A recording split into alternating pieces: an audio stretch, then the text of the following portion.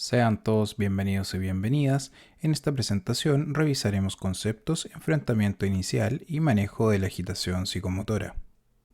Mi nombre es Igor Aedo. Actualmente me desempeño como psiquiatra de adultos en la unidad de cuidados intensivos psiquiátricos del Hospital de Castro. Esta será nuestra hoja de ruta para la presentación. Iniciaremos con una introducción y definición de algunos conceptos relevantes. Como introducción, podemos señalar que la agitación psicomotora corresponde a un síndrome conductual de gravedad variable y que obedece a diversas causas.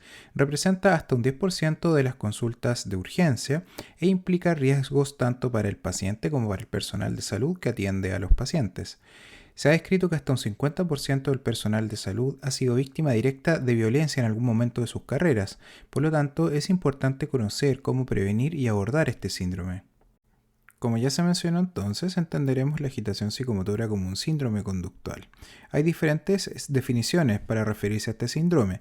El DSM-5 lo define como una actividad psicomotora excesiva que se asocia a una sensación de tensión interna.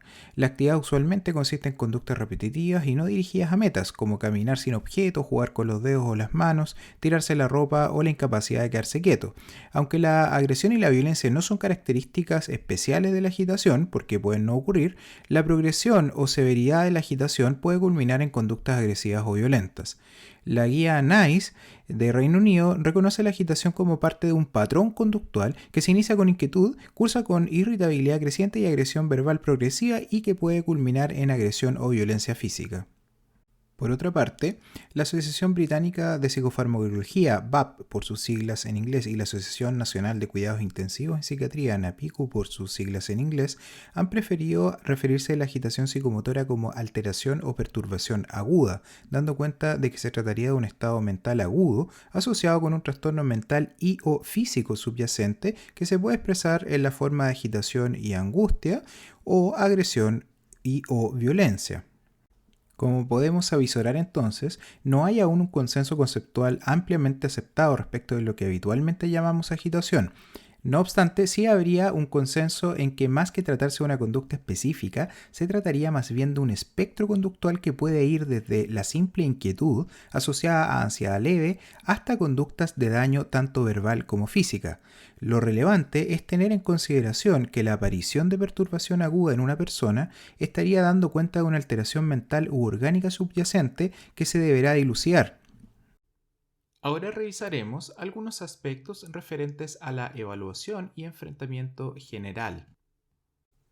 Cuando nos enfrentamos a un paciente agudamente perturbado, deberemos estar pendientes de varias cosas a la vez.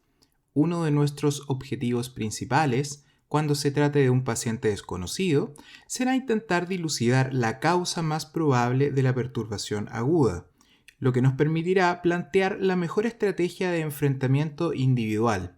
Se han descrito 4 grupos etiológicos para la perturbación aguda. Primero, que se deba a una condición médica general, lo que habitualmente estará en el contexto de un delirium. Segundo, que se relacione con intoxicación o privación de alcohol o drogas, incluyendo fármacos de uso habitual como benzodiazepinas u opioides. Tercero, que se trate de un trastorno psiquiátrico primario, como una psicosis aguda, manía o trastorno de la personalidad en crisis. Cuarto, que se trate de alguna agitación indiferenciada si es que no es posible establecer con probabilidad razonable ninguna de las otras causas. Vamos a intentar recopilar entonces, de la manera más costo efectiva posible, la mayor cantidad de información que nos permita orientar el diagnóstico diferencial de la forma más rápidamente viable. Para esto, intentaremos conseguir información rápida sobre antecedentes médicos y psiquiátricos previos relevantes, ya sea con el paciente o un tercero, o desde la ficha clínica en caso de que ésta esté disponible y haya tiempo para revisarla. Buscar signos de intoxicación o privación a sustancias, como por ejemplo si hay movimientos anormales como temblor o inestabilidad de la marcha, sudoración, tamaño pupilar, hálito u olores particulares.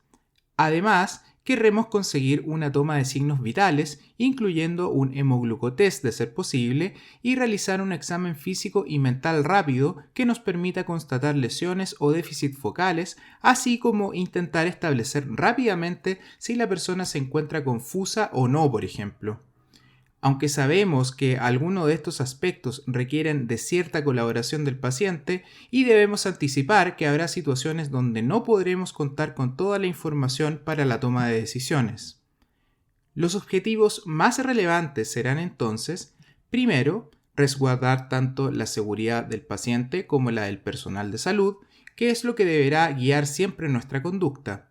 Segundo, excluir razonablemente causas médicas subyacentes, en especial aquellas causas graves y o potencialmente letales, como el trauma encefalocraniano, encefalitis o meningitis, hipoxia, metabólicas severas como hiponatremia o hipernatremia, hipocalcemia, hipoglicemia o intoxicaciones farmacológicas. Tercero, manejar la perturbación aguda lo más rápido posible, con el objetivo de contribuir y reforzar la consecución del primer y segundo objetivo planteados.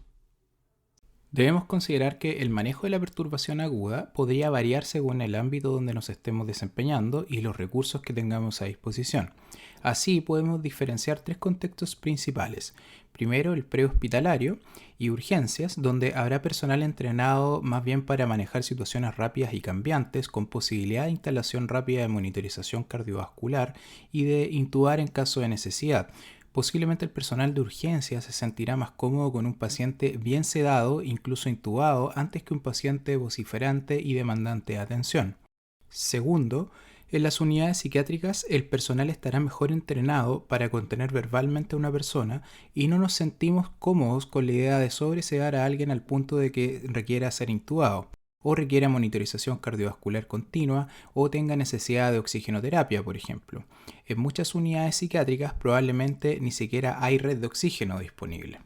Tercero, las unidades médicas como cuidados intensivos o intermedios, donde hay personal entrenado para el manejo de patologías complejas, uso de drogas vasoactivas y brindar soporte vital. Los pacientes habitualmente se encontrarán invadidos con monitorización cardiovascular continua y con vía venosa o arterial instalada y disponible. Para propósitos de curso de acción, reconoceremos tres momentos claves en el manejo de la perturbación aguda. Primero, la pretranquilización rápida, donde son relevantes las maniobras de deescalamiento y el uso de fármacos por vía oral, bucal, sublingual o inhalada. Segundo, la tranquilización rápida, donde toman protagonismo los medicamentos administrados por vía parenteral, ya sea intermuscular o intravenosa. Tercero, por último, el periodo de post-tranquilización rápida, donde es relevante el seguimiento y monitorización del paciente, sobre todo si fue necesario contener físicamente en conjunto con la administración de la medicación.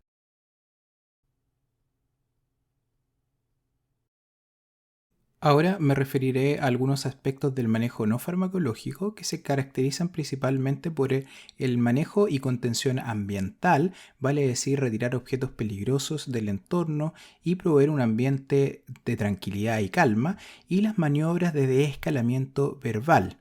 Es relevante considerar que si bien estas maniobras se encasillan y se estudian en el momento de la pretranquilización rápida por conveniencia, se deberían aplicar siempre y en todos los pacientes durante todo el transcurso del manejo de una perturbación aguda.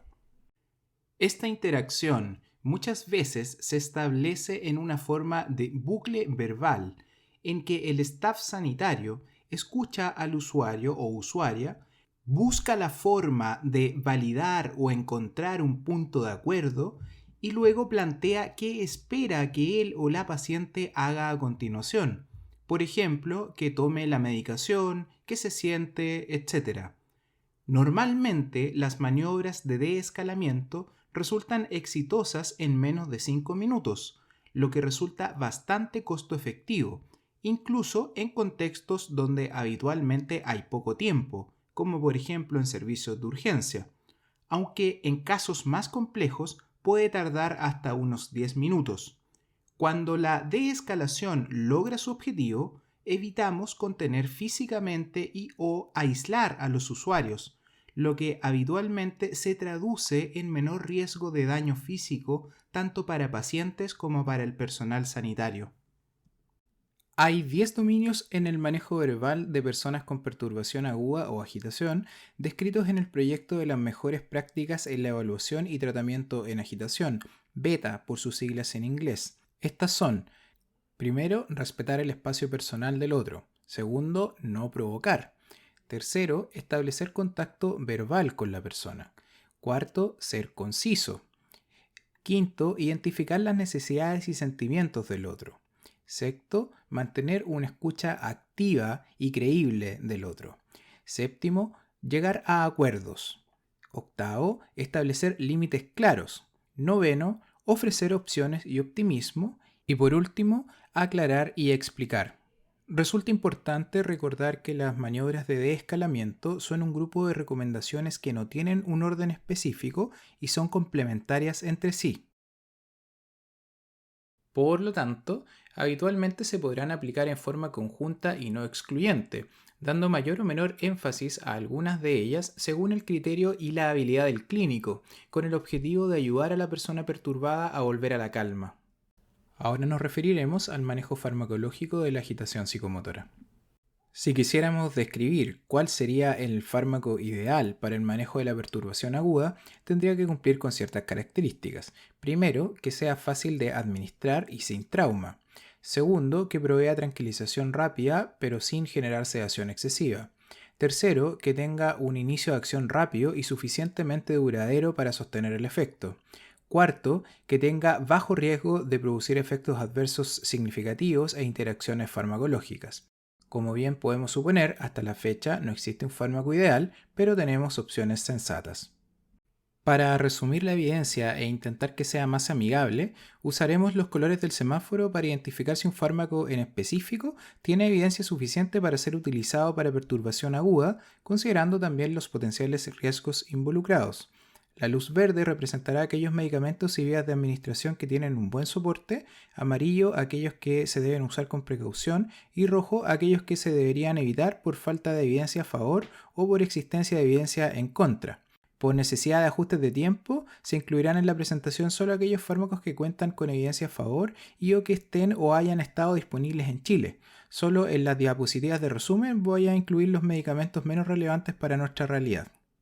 Existen diferentes familias de fármacos que pueden ser usados para lograr el propósito de tranquilizar a un paciente con agitación psicomotora. Las benzodiazepinas y antipsicóticos son los más utilizados y familiares, pero también hay fármacos de otras clases que a veces se usan para este propósito. Dependiendo de las vías de administración, podremos clasificar su uso para objetivos de pretranquilización rápida o tranquilización rápida propiamente tal. Primero evaluaremos aquellos medicamentos que se pueden usar para pretranquilización rápida, que son aquellos que se administran por vía oral, bucal, sublingual o inhalada y que por su naturaleza requieren de la colaboración del paciente.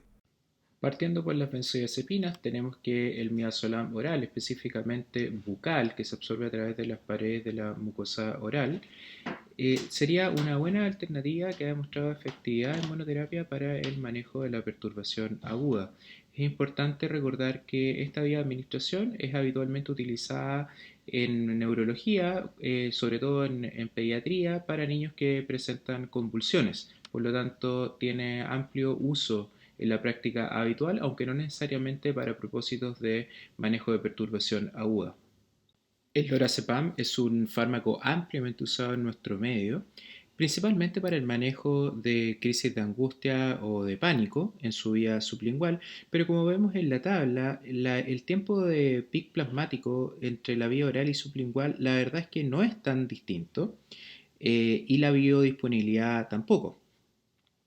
Para propósitos de pretranquilización rápida, entre 1 a 2 miligramos ha demostrado que podría ser efectivo con nivel de evidencia tipo 4, por lo tanto una recomendación de nivel D. En suma, lo que estaría recomendado es el uso de midazolam bucal y de lorazepam oral. No estaría recomendado el uso ni de clonazepam ni de diazepam para estos propósitos. En cuanto a los antipsicóticos, el haloperidol por vía oral ha demostrado efectividad en monoterapia. No obstante, requiere de la toma de un electrocardiograma basal por el riesgo de alargue del QT. El aripiprazol por vía oral ha demostrado efectividad en monoterapia con un buen nivel de evidencia. No obstante, el tiempo de pic plasmático relativamente alto podría hacer limitado su uso, sobre todo en pacientes con perturbación aguda más severa, y su principal uso estaría dado para el manejo de pretranquilización rápida, que es lo que estamos revisando en este momento. La olanzapina por vía oral y sobre todo la formulación bucodispersable que facilita su administración ha demostrado efectividad en monoterapia con un buen nivel de evidencia. La risperidona es otro fármaco antipsicótico que tiene evidencia que respalda su uso por vía oral en el manejo de perturbación aguda. Hay distintas presentaciones que se pueden usar por vía oral. En Chile tenemos tabletas y líquido o gotas, pero no tenemos la presentación orodispersable. La quetiapina es un fármaco de la familia de los antipsicóticos que tiene un perfil de amplio espectro para el manejo de perturbación aguda y también harta flexibilidad en la dosificación, lo que podría favorecer su uso para pretranquilización rápida. Si nos fijamos, el tiempo de pic plasmático es relativamente corto, por lo tanto podría ser una buena opción. Y el cuidado que habría que tener es la emergencia de hipotensión ortostática por efecto de bloqueo alfa 1 principalmente. La loxapina corresponde a un antipsicótico de primera generación con una estructura con algunas semejanzas con la clozapina.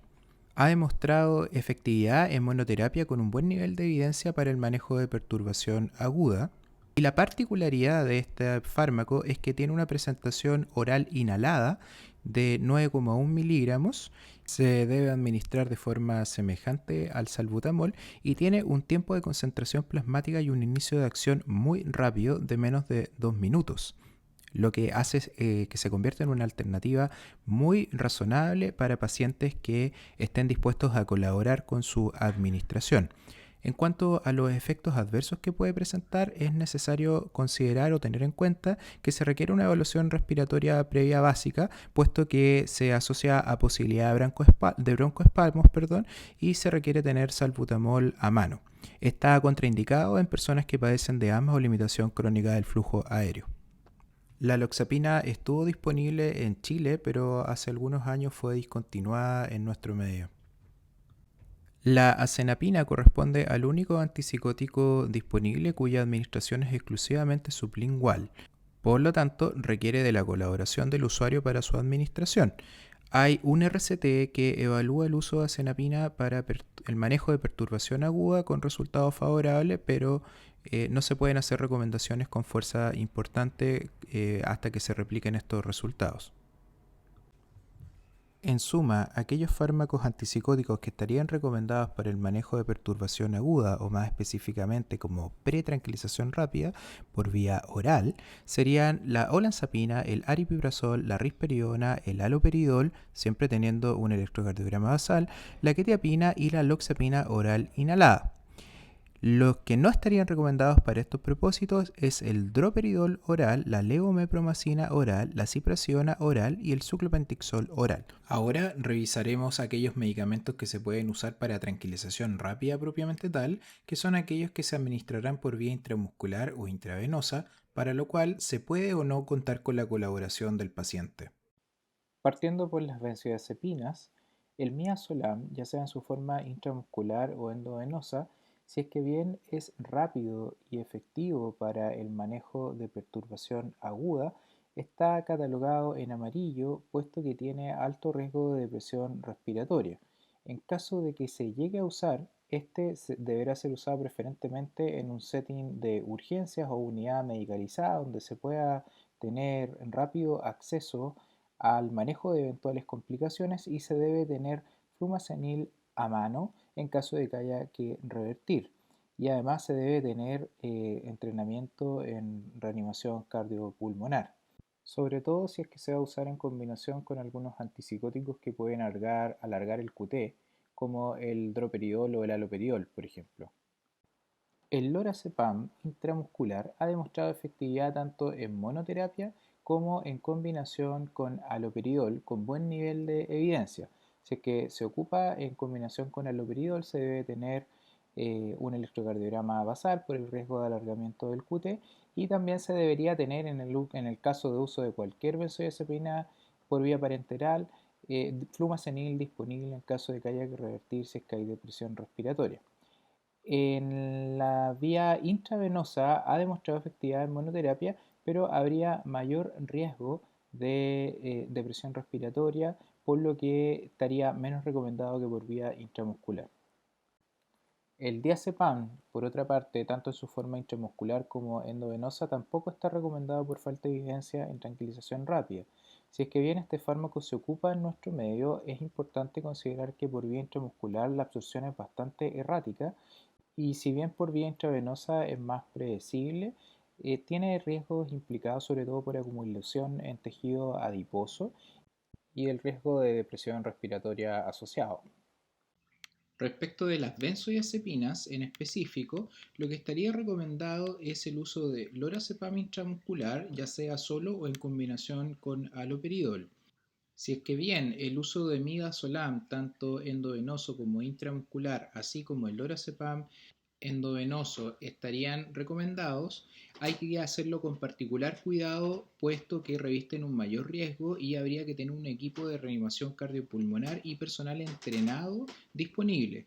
Es decir, son fármacos que posiblemente no se ocuparían o no se deberían ocupar en un setting de unidad psiquiátrica, sino más bien en setting de servicios de urgencia o unidades medicalizadas. Respecto del diazepam, está recomendado en todas sus formas, puesto que no hay evidencia suficiente para sugerirlo para uso de tranquilización rápida. Respecto del haloperidol, no está recomendado como monoterapia por el riesgo de distonía aguda, a pesar de que hay evidencia de efectividad de este fármaco para el manejo de perturbación aguda. Sí estaría recomendado y efectivo en combinación con lorazepam o prometacina con nivel de evidencia bastante bueno, pero como se ha dicho anteriormente, se requiere un electrocardiograma basal antes de administrarlo. El haloperidol ED no está recomendado por falta de evidencia en tranquilización rápida, y además que el riesgo de alargue del QT es mucho mayor por esta vía, por lo tanto se requeriría monitorización continua. Y recordemos que hay una alerta del ISP de hace algunos años atrás que precisamente señala que en caso de administrar haloperidol ED se debe realizar monitorización cardiovascular posterior.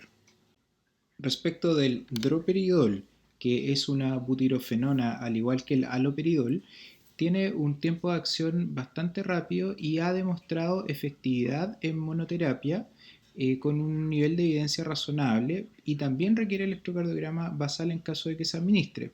De forma intravenosa, si es que bien ha demostrado efectividad también en monoterapia, podría ser una buena combinación con midazolam intravenoso también, pero acordémonos de que cuando se ocupan benzodiazepinas aumentan algunos riesgos como la depresión respiratoria y también algunos eventos cardiovasculares, por lo tanto se debería tener particular cuidado con esta combinación, lo que no hace ser deseable de ser usada en una unidad psiquiátrica, por lo menos si es que bien sí se podría usar en ambientes más bien de urgencia o unidades medicalizadas.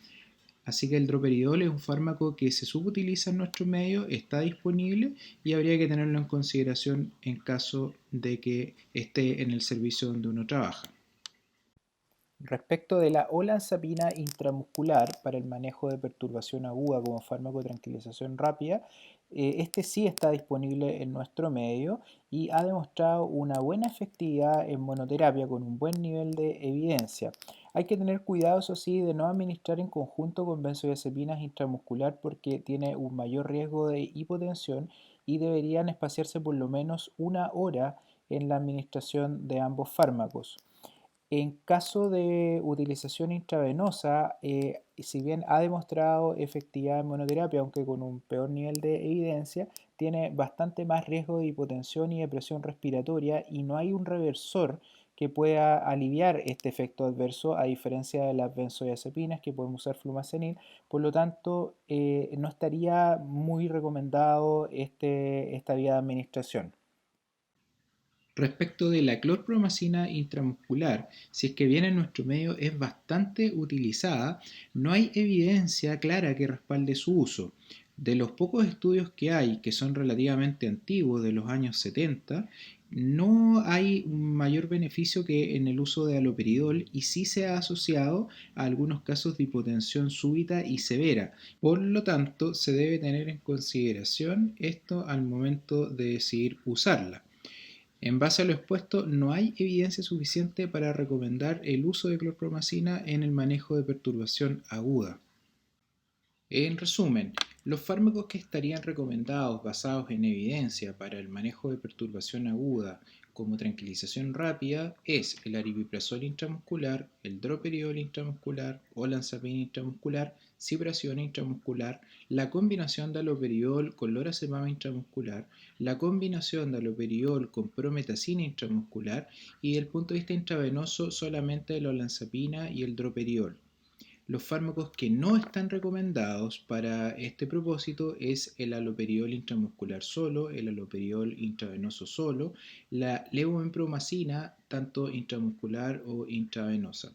Es necesario considerar que la mayoría de los fármacos van a requerir una toma de electrocardiograma previo por el riesgo de alargue del QT y en caso de que se ocupen benzodiazepinas parenterales es importante tener flumacenil a mano y saber ocuparlo en caso de que sea necesario por depresión respiratoria asociada al uso de benzodiazepinas. Ya para terminar, vamos a revisar algunos puntos claves y conclusiones. Al final de esta presentación podemos concluir que, primero, la agitación psicomotora o perturbación aguda representa una urgencia emergente que habitualmente es predecible. Las maniobras de escalamiento son una herramienta útil que previene la escalada a un mayor nivel de gravedad y daño emergente, por lo tanto deberían aplicarse siempre en el manejo de un paciente con agitación. El manejo inicial y la aplicación de maniobras de escalamiento no es exclusivo del psiquiatra o de la salud mental. Todo el personal sanitario debería tener nociones o deseablemente estar capacitado en esto. La prescripción de fármacos, ya sea por vía oral, sublingual o inhalada, acompañando a las medidas verbales de escalamiento, es útil en agitaciones leves a moderadas y cuando se cuenta con la colaboración del o la paciente, a lo que llamaremos pretranquilización rápida. Si es necesario ya pasar a usar tranquilización rápida, siempre deberíamos privilegiar la vía intramuscular, privilegiando inicialmente la monoterapia y para esto la olanzapina intramuscular es una buena opción en nuestro medio, si es que está disponible en el lugar donde nos desempeñamos, y también podríamos considerar el uso de droperidol intramuscular en monoterapia que como se mencionó está subutilizado en nuestro medio. El haloperidol intramuscular solo se debería evitar puesto que tiene un mayor riesgo de distonía aguda. Para esto, para disminuir este riesgo, es que habitualmente se administra en conjunto con lorazepam intramuscular y esta combinación de haloperidol con lorazepam intramuscular sigue siendo una buena opción en nuestro medio, pero se sugiere siempre tener un electrocardiograma previo por el eventual problema del alargue del QT y que podría llegar a dar paso a una arritmia por torsada de Points. También debería siempre tenerse flumacenil disponible en caso de que se ocupen benzodiazepinas por vía parenteral. Por último, a menos que estemos en una unidad medicalizada como un servicio de urgencia, unidad de cuidados médicos o una UCI, deberíamos evitar la vía intravenosa puesto que esta está asociada a mayores riesgos y debemos considerar que un paciente que está sedado sin monitorización podría ser un evento cardiovascular y pasar desapercibido. Por eso es que es importante tener esto en consideración al momento de usar esta vía.